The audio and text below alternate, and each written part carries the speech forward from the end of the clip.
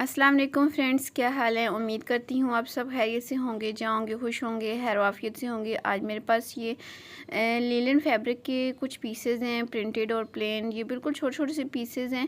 इनको मैं यूज़ करके 1 साल की बच्ची का फ़्रॉक डिज़ाइन आपके साथ शेयर करूँगी। मेरे पास बहुत ही ज़्यादा रिक्वेस्ट आ रही थी कि आप कोई 1 साल की बच्ची के लिए बहुत ही परफेक्ट डिज़ाइन बता दें। और इसके अलावा ये जो मैं फ़्रॉक बनाने लगी हूँ, ये इससे पहले मैंने 5 साल की बच्ची का बनाया हुआ है, जो कि आप सब ने बहुत ही ज़्यादा पसंद किया था। तो रिक्वेस्ट आ रही थी कि यही डिज़ाइन आप 1 साल की बच्ची के लिए बना दें। तो मैं ये आप सब की रिक्वेस्ट पे आज की ये वीडियो बना रही हूँ, तो आपने वीडियो को बिल्कुल भी स्किप नहीं करना। तो सबसे पहले तो ये जो मेरे पास प्रिंटेड फैब्रिक है, इसको भी मैं 4 फोल्ड कर लूँगी। और ये प्लेन जो फैब्रिक है, ये तो है ही 4 फोल्ड। तो ये जो मेरे पास प्रिंटेड फैब्रिक है, इसकी मैं आपको चौड़ाई बता देती हूँ। ये मैंने डबल में करके रखा हुआ है। इसकी जो लंबाई है यहाँ से 17.5 इंचज़ है, 17.5 इंच है। आप चाहें तो 16 या 15 इंच अपने हिसाब से रख सकते हैं, बेबी की जितनी भी लेंथ हो। मुझे यहाँ पे तैयार जो है वो 16 इंच चाहिए, यानी 16.5 तक तकरीबन चाहिए। तो मैं 1 इंच एक्स्ट्रा रखते हुए यहाँ पे 17.5 रख लूँगी। और इसकी जो चौड़ाई आ रही है, ये 10 इंचज़ तक आ रही है, 10.5 इंचज़ तक। इसको मैं डबल में फ़ोल्ड कर लूँगी इस तरीके से। अगर आपके पास थोड़ा सा चौड़ाई में ज़्यादा हो तो आप इसको 12 से 13 इंचज़ तक भी रख सकते हैं। अब ये वाले जो पीसेज हैं, ये भी 4 पीसेज हैं। लंबाई इनकी मैं बराबर कर लूँगी, आगे चल के आपको बताती हूँ। इनकी जो चौड़ाई है यहाँ पे 4.5 इंचज़ तक आ रही है। तो इन्हीं को यूज़ करेंगे। सबसे पहले तो ये जो सेंटर वाला जो पैनल है हमारा, इसमें से मैंने मेजरमेंट करनी है। तो 4 इंचज़ पे फोल्डेड जो इसकी साइड है, वहाँ से 4 इंचज़ पे पहले मैं ऊपर वाली साइड से मार्क करूँगी। और जितनी आप इसकी पेटी रखना चाहते हैं वहाँ तक नीचे जाए। मैं 7.5 इंचज़ तक नीचे जाऊँगी और यहाँ पे एक निशान लगाऊँगी। और जितना मैंने ऊपर निशान लगाया चौड़ाई का, उतना ही यहाँ पे यानी 4 इंचज़ पे यहाँ पे मार्क करूँगी। और ऊपर वाले निशान को नीचे वाले निशान के साथ इस तरीके से मिला लूँगी यहाँ पे। इसके बाद अगला जो स्टेप है, इसको नीचे मैं बाहर की तरफ ए लाइन शेप में इस तरीके से बाहर की तरफ निकाल लूँगी। तो अब ये सिंपल पहले मैं यहाँ से इसकी कटिंग कर लेती हूँ, बाद में फिर आगे हम इसकी मज़ीद कटिंग स्टिचिंग करेंगे। तो ये देखें, यहाँ से मैंने इसकी कटिंग कर ली। सेंटर वाला जो पैनल है उसकी कुछ इस तरीके से शेप बनती है। और अब जो है, जो साइड का पैनल है, इसको मैंने यहाँ पे ये देखें इस तरीके से इसके ऊपर 1/2 इंच तक बढ़ा के ऊपर की तरफ रखना है, जो कि सिलाई के अंदर आएगा। ये देखिए इस तरीके से नीचे से थोड़ा सा तिरछा है। और नीचे से टोटल इसका जो घेरा है वो 9 इंचज़ फोल्डेड है। तो खोलने के बाद 18 इंच है। तो ये काफ़ी है 1 साल की बच्ची के लिए। आप ज़्यादा करना चाहें तो 20 तक कर सकती हैं, लेकिन उससे ज़्यादा नहीं। तो मैं इसको 1/2 इंच ऊपर नीचे बढ़ा के इस तरीके से रख रही हूँ, जो कि सिलाई के अंदर आना है। तो अब ये ऊपर से जो प्लेन हिस्सा है एक्स्ट्रा, इसकी मैं कटिंग कर लेती हूँ। और अब हम अपनी बेबी की मेजरमेंट के हिसाब से इसकी शोल्डर वगैरह की मेजरमेंट करेंगे। यहाँ पे जहाँ पे मैंने 7.5 इंचज़ पे निशान लगाए हुए, यहाँ पे मैं कट लगाऊंगी, जो कि चारों पीसेस पे चला जाएगा, यानी फ्रंट बैक सब पे। अब नॉर्मली जो हमारी बेबीज़ का शोल्डर होता है 1 साल की बच्ची का, वो 4.5 इंचज़ तक ही होता है। अगर आपकी बेबी हेल्दी है तो आप इससे 1-2 पॉइंट ऊपर कर सकती हैं। तो 5 इंचज़ मैंने इसका आर्म होल इसलिए लिया है क्योंकि ऊपर से 1/2 इंच तिरछी कटिंग में चला जाएगा। तो यहाँ पे अब इसका जो चेस्ट है, ये भी बेबी की हेल्थ के हिसाब से होता है। अगर आपकी बेबी ज़्यादा हेल्दी है तो आप यहाँ पे 7 इंचज़ पे भी मार्क कर सकते हैं, लेकिन मैं नॉर्मल बेबी के लिए बना रही हूँ, तो नॉर्मल साइज़ में यहाँ पे 6.5 इंचज़ में मार्क होगा।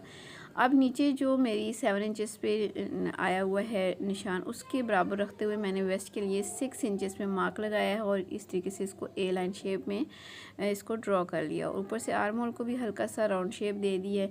नीचे से इसको मैं इसकी शेप अच्छे से सेट कर लूँगी। ये देखिए, इसकी जो शेप है यहाँ से थोड़ी सी राउंड हम कर लेते हैं, ताकि जो इसके कॉर्नर्स हैं वो ना निकलें। तो यहाँ तक आपको समझ आ गई होगी, आई होप। इसके बाद इसका जो गला है, गले की जो चौड़ाई है वो मैं 1.5 इंचज़ रखूँगी, यानी 1.5 इंच चौड़ाई रखूँगी। और जो फ्रंट साइड का नेक है, गला है, वो मैं 2.5 इंचज़ यानी 2.5 इंचज़ लंबाई रखूँगी। बैक का जो नेक है वो 1.5 इंचज़ ही इसकी लंबाई होगी। अब मैं फ़िलहाल पहले बैक के नेक के अकॉर्डिंग इसकी कटिंग करूँगी, फ्रंट को मैं बाद में अलग करके कटिंग करूँगी। तो अब जितनी मार्किंग की हुई है उसके मुताबिक मैं इसकी कटिंग कर लेती हूँ। तो आपसे रिक्वेस्ट है, आपने वीडियो को बिल्कुल भी स्किप नहीं करना है, एंड तक देखना है। बहुत ही प्यारा सा ये फ्रॉक का डिज़ाइन है, बेबीज़ के साथ पहना हुआ बहुत अच्छा लगता है।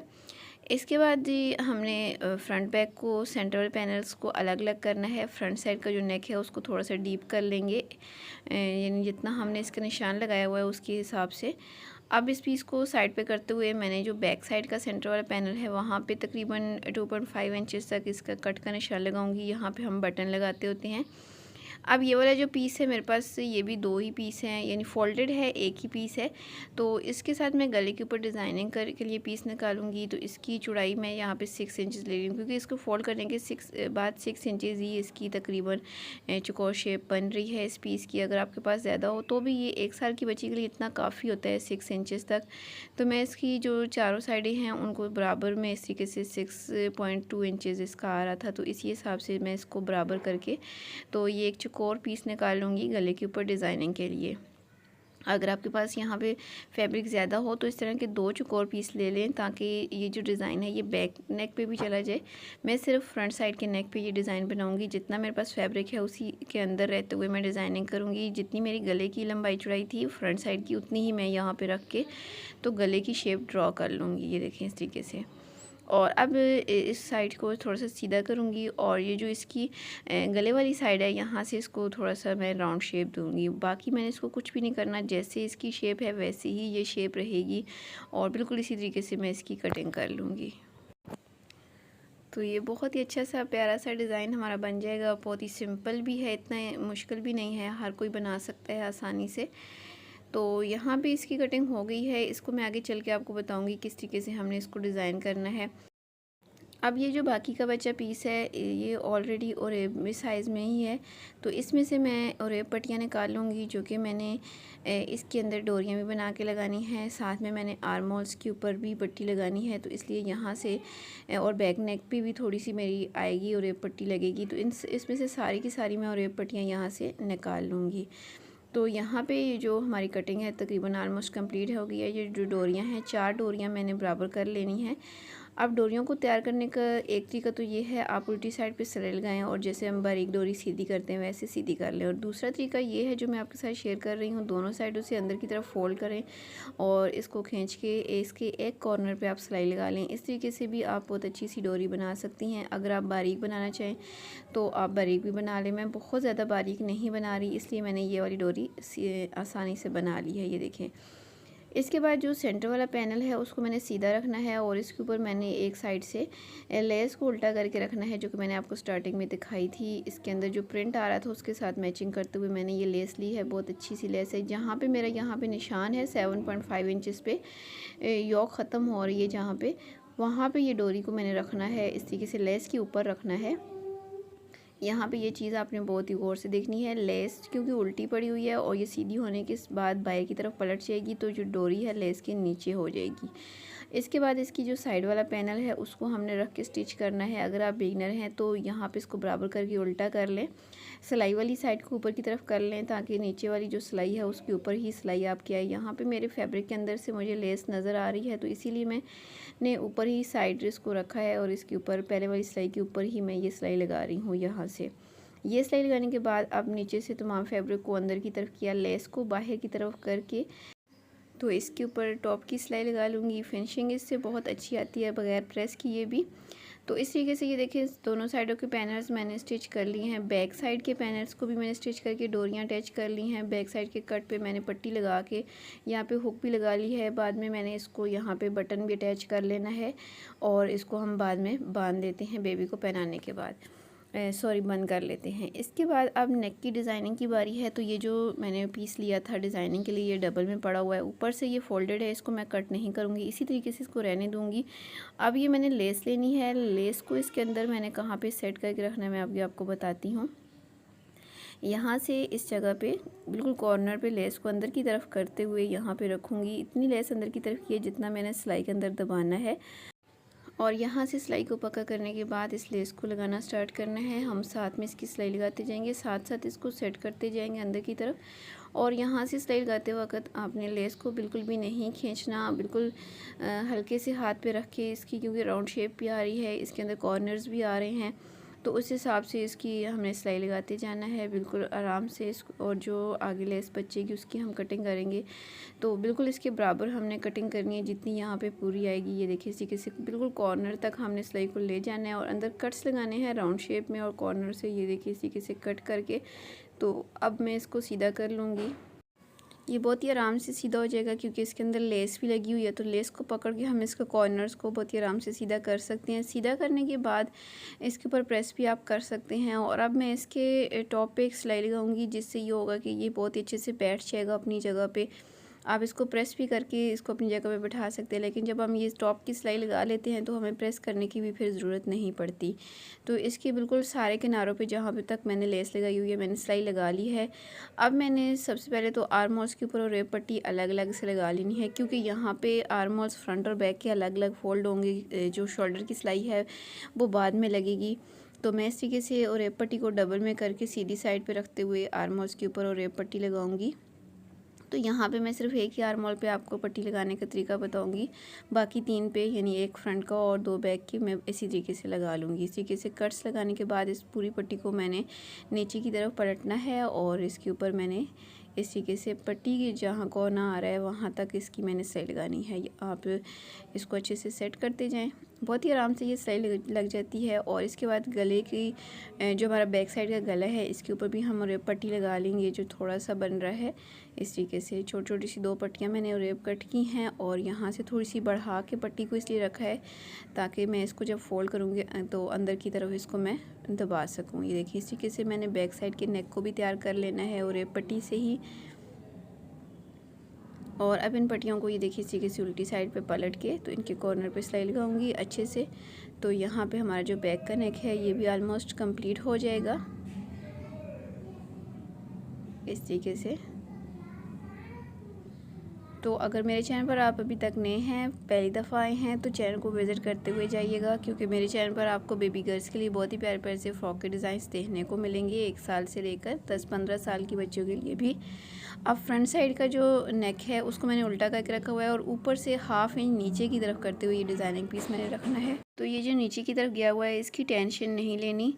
अब ऊपर से एक कॉर्नर से सिलाई लगानी स्टार्ट करूँगी, साथ इसको अच्छे से सेट कर लूँगी। अगर आप बिगनर हैं तो यहाँ पे इसको सेट करके पिन्स लगा लीजिएगा ताकि ये अपनी जगह से ना हिले और आपका जो गला है बिल्कुल बराबर राउंड शेप में ही स्टिच हो।